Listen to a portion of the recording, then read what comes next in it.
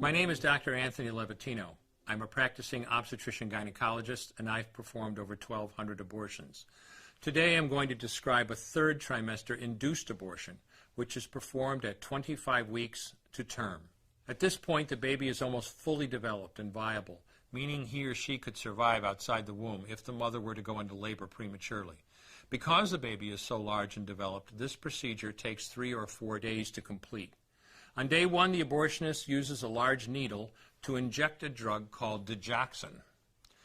Digoxin is generally used to treat heart problems, but a high enough dosage of digoxin will cause fatal cardiac arrest. The abortionist inserts the needle with the digoxin through the woman's abdomen or through her vagina and into the baby, targeting either the head, torso, or heart. The baby will feel it. Babies at this stage feel pain. When the needle pierces the baby's body and the digoxin takes effect, the life of the baby will end. The abortionist then inserts multiple sticks of seaweed called laminaria into the woman's cervix. They will slowly open up the cervix for delivery of a stillborn baby. While the woman waits for the laminaria to dilate her cervix, she carries her dead baby inside of her for 2 to 3 days. On day 2, the abortionist replaces the laminaria and may perform a second ultrasound to ensure the baby is dead. If the child is still alive, he administers another lethal dose of digoxin. The woman then goes back to where she is staying while her cervix continues to dilate. If she goes into labor and is unable to make it to the clinic in time, she will give birth at home or in a hotel. In this case, she may be advised to deliver her baby into a bathroom toilet. The abortionist then comes to remove the baby and clean up. If she can make it to the clinic, she will do so during her severest contractions and deliver her dead son or daughter. If the baby does not come out whole, then the procedure becomes a D&E, a dilation and evacuation, and the abortionist uses clamps and forceps to dismember the baby, piece by piece.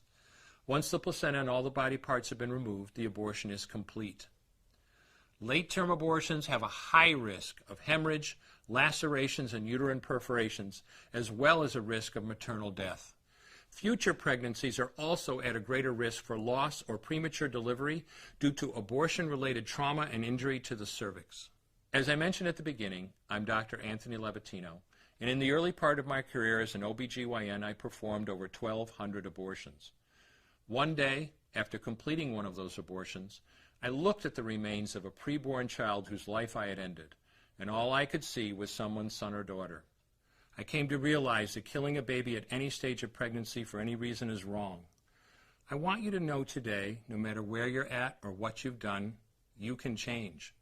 Make a decision today to protect the preborn. Thank you for your time. I will no longer do any more abortions.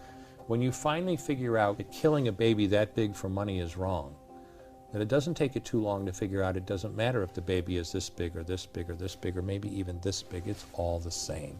And I haven't done any since then, and I never will.